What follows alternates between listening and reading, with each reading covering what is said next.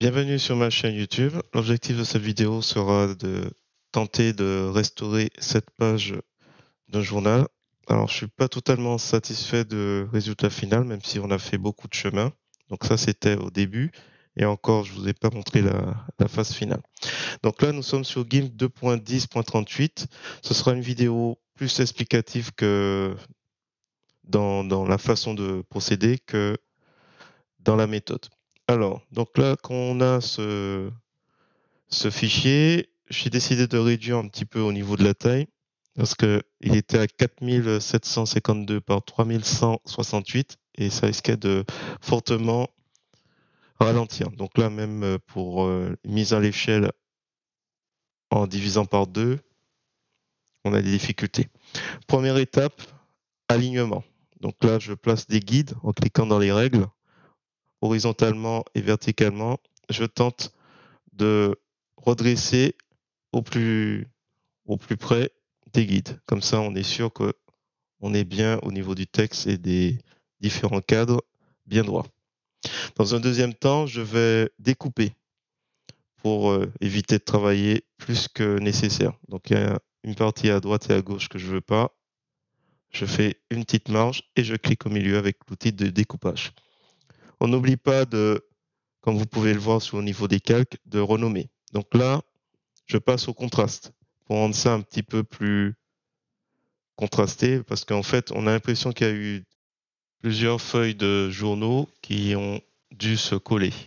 Ensuite, on va placer ici les photos. Donc, l'idéal, je pense, ce sera de bien séparer le texte des photos qui ont besoin d'un traitement assez lourd. Donc, pour cela, je vais faire photo 1. Alors, au final, je ne vais certainement pas les distinguer. Je vais simplement prendre le groupe. Donc, avec l'outil, le lasso, l'outil à main levée, on prend nos éléments sans le texte.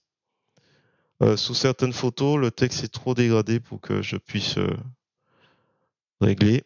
Donc là, on va juste, en prenant la sélection, s'assurer qu'on délimite les deux aspects. Donc là, je vais simplement appliquer et puis ça, c'est bon. Alors, du coup, je verrouille le canal alpha pour la photo. Comme ça évite que je dépasse la zone, comme on peut le voir. Voilà. Là, je prends, parce que là, il échantillonne sur tous les calques et je peux puiser un petit peu la texture du journal derrière pour faire les photos. Voilà. Donc là, par contre, c'est un petit travail un petit peu assez long. Donc j'utilise l'outil de retouche, de clonage, autant pour moi. Et l'idée, c'est, alors voilà, là, je fais une petite sélection pour être sûr qu'on ne dépasse pas la zone. Et l'idée, c'est voilà que on nettoie l'arrière-plan de cette photo. Donc il faut faire ça partout. Jusque-là, j'ai envie de dire que c'est les étapes les plus faciles, les plus simples.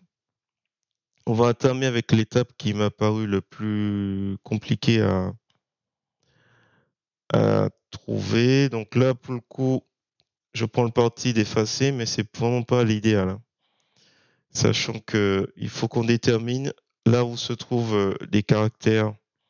Alors, des fois, il y a des caractères comme si une feuille s'était collée sur une autre et avait laissé l'encre. Donc sur le visage, on peut retrouver des lettres. Alors pour celui-là, pas trop. Mais on verra pour la dernière, on voit spécifiquement des lettres, des caractères de texte. Donc là, ce que je détermine, c'est je nettoie le visage, quitte à ce que ça paraisse plat, et je vais dupliquer pour bien délimiter en fait les aspects. C'est-à-dire qu'on aura un premier texte, un premier calque où on aura effacé bien l'arrière-plan, avec peut-être au niveau du visage quelques éléments de voilà, on nettoie un petit peu.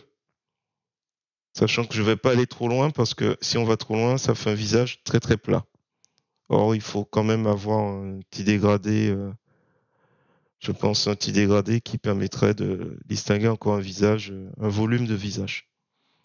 Donc là, je pense que je vais un peu loin au niveau du nettoyage.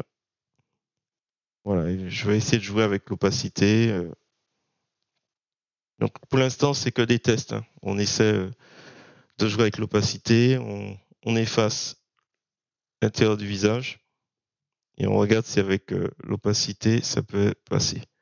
Donc là, du coup, chaque photo demande un petit travail. Donc là, on voit au niveau des caractères, les lettres.